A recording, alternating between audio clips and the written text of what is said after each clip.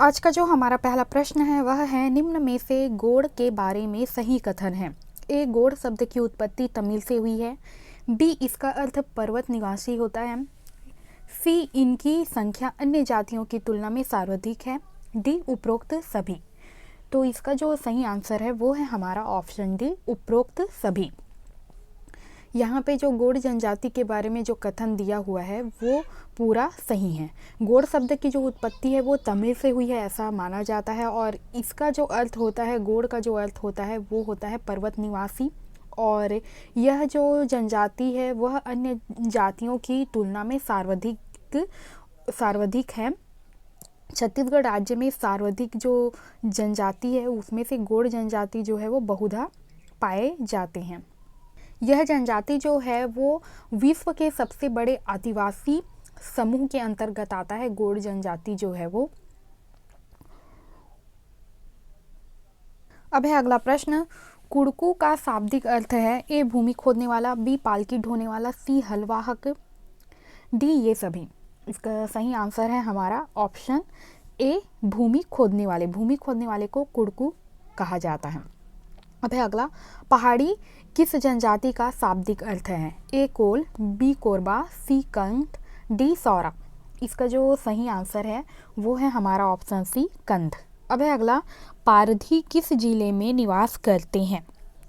ए, Bastar. B, Bilaspur. सी, Korba. D, Rajnandgaon. इसका जो सही आंसर है वो है हमारा ऑप्शन ए, बस्तर। अब है अगला, कुड़क किस जनजाति को कहा जाता है। ए, नगेसिया। बी, मंझवार। सी, कमार। डी, ओराव। इसका जो सही आंसर है वो है हमारा ऑप्शन डी, ओराव। ओराव जनजाति या उराव जनजाति के जो लोग होते हैं उन्हें कुड़क कहा जाता है। अब है अगला, जनजातियों के सांस्कृतिक तत्व हैं। ए, भाषा। बी, गोत्र। सी, धर्म। डी, ये सभी। इसका सही आंसर है हमारा ऑप्शन डी, ये सभी। जनजातियों की जो सांस्कृतिक तत्व है उसके अंतर्गत उनका एक जनजातीय भाषा है, या जो उनका जो मुख्य मूल भाषा जो है वो उनका प्रयोग करते हैं। दूसरा है गोत्र और तीसरा है धर्म। उनकी जो है वो अलग परंपरा है, अलग संस्कृति है, और साथ ही उनके जो देवी देवताएं हैं वो भी अलग हैं। अब है अगला, अधिकांशतः मोटे अनाजों का उत्पादन होता है। ए, छत्तीसगढ़ के मैदान में। बी, बस्तर के पठार में। सी, उत्तरी पठारी क्षेत्र में। डी, ये सभी। इसका सही आंसर है हमारा ऑप्शन बी, बस्तर के पठार में। अब है अगला, स्थानीय नाम से जानी वाली मिट्टी है। ए, टिकरा। बी, मढ़ार। सी, माल। डी, ये सभी। इसका सही आंसर है हमारा ऑप्शन डी, ये सभी। ये सभी जो हैं मिट्टियों के नाम है जो कि स्थानीय भाषा में लिया जाने वाला नाम है मिट्टियों का। अब देख लेते हैं अगला, बैगा शब्द का अर्थ है। ए, पुरोहित। बी, क्षत्रिय। सी, सेवक। D, one. इसका सही आंसर है हमारा ऑप्शन ए, पुरोहित। अब है अगला, सेवक किस जनजाति को कहा जाता है। ए, भैना। बी, असुर। सी, आगरिया। डी, भद्रा। इसका सही आंसर है हमारा ऑप्शन डी, भद्रा। भद्रा जनजाति के जो लोग हैं वो मुख्य रूप से सेवक के रूप में कार्य करते हैं। अब है अगला, बिरहोड़ का अर्थ है। ए, वन। बी, वन्य जाति। सी, जंगल की मछली। डी, धनवार। इसका जो सही आंसर है वो है हमारा ऑप्शन बी, वन्य जाति। अब है अगला, जंगल की मछली किस जनजाति को कहा जाता है। ए, बिरहोड़। बी, बिरजिया। सी, घुरुआ। डी, गदबा। इसका जो सही आंसर है वो है हमारा ऑप्शन बी, बिरजिया। बिरजिया जो जनजाति के जो लोग हैं उसे जंगल की मछली कहा जाता है। अब है अगला, छत्तीसगढ़ की प्राचीन राजधानी कौन थी। ए, बारसूर। बी, बिलासपुर। सी, रायपुर। डी, रतनपुर। इसका सही आंसर है हमारा ऑप्शन डी, रतनपुर। अब है अगला, बस्तर के आरण्य क्षेत्र को कहा गया है। A, Kantar. B, Guchi. C, Shripur. D, इनमें से कोई नहीं। इसका सही आंसर है हमारा ऑप्शन बी, गूची।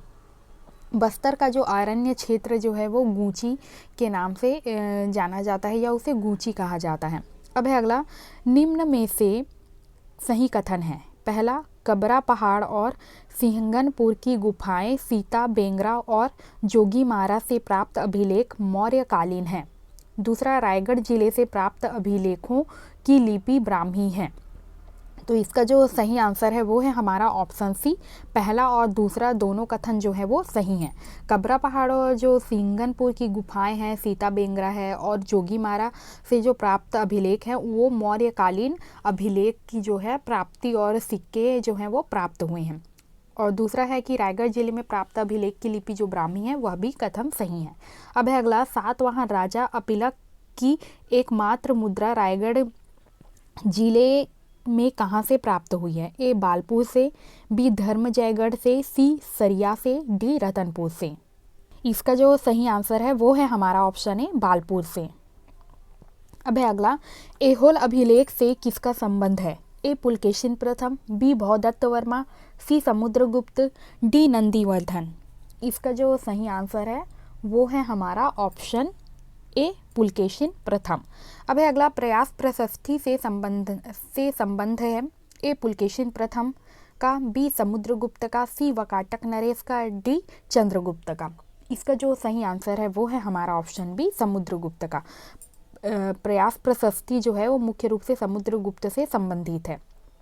अब है अगला, राज्य में शीत ऋतु का औसत तापमान होता है। A 12 degree Celsius, B 10 degree Celsius, C 18 degree Celsius, D 17 degree Celsius.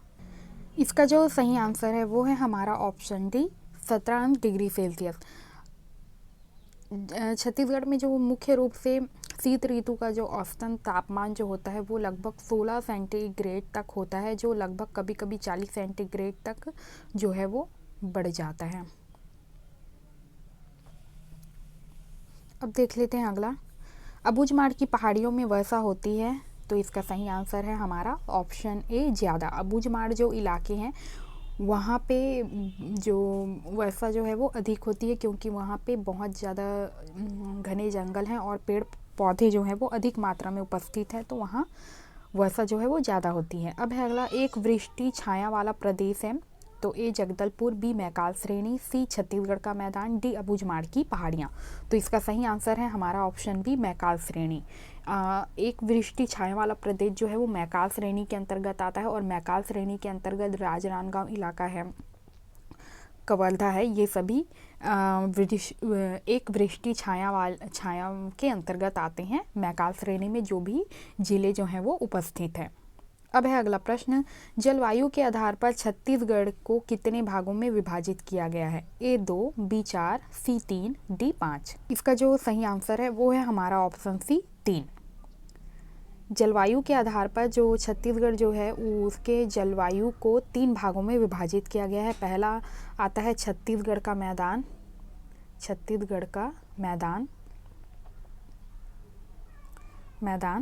दूसरा, पहला है छत्तीसगढ़ का मैदान। दूसरा है बस्तर का पठार। तीसरा आता है छत्तीसगढ़ का उत्तरी पहाड़ी क्षेत्र।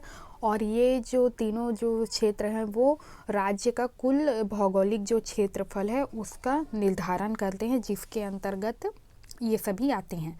अब है अगला, शीत ऋतु में सबसे अधिक ठंड किस प्रदेश में पड़ता है? तो यहाँ पे ऑप्शन दिया हुआ है, मैदानी प्रदेश में, बी पहाड़ी प्रदेश में, सी पाट प्रदेश में, डी उपरोक्त सभी।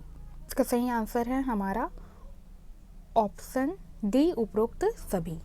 यहाँ पे ऑप्शन दिया हुआ है, ए नाटक, बी निबंध, सी कविता, डी कहानी। इसका जो सही आंसर है वो है हमारा ऑप्शन ए नाटक। बनिहार जो है वो एक नाटक है। अब है अगला, विनय कुमार पाठक का जन्म स्थान है। ए रायपुर, बी भिलाई, सी कोरिया, डी बिलासपुर। इसका जो सही आंसर है वो है हमारा ऑप्शन ए रायपुर। अब है अगला, संदेशी गीत में संदेशवाहक होता है। ए कबूतर, बी सुआ, सी चिड़िया, डी ये सभी। इसका सही आंसर है हमारा ऑप्शन बी सुआ। अब है अगला, निम्न में हरियाली गीत है। ए कजली, बी नचौनी, सी बैना गीत, डी नगमत गीत। इसका जो सही आंसर है वो है हमारा ऑप्शन ए कजली गीत। अब है अगला, गौरी नृत्य कहा जाता है, ए पंथी नृत्य को, बी चंदैनी नृत्य को, सी सैला नृत्य को, डी सुवा नृत्य को। इसका सही आंसर है हमारा ऑप्शन डी सुवा नृत्य को। सुवा नृत्य को गौरी नृत्य के नाम से भी जाना जाता है।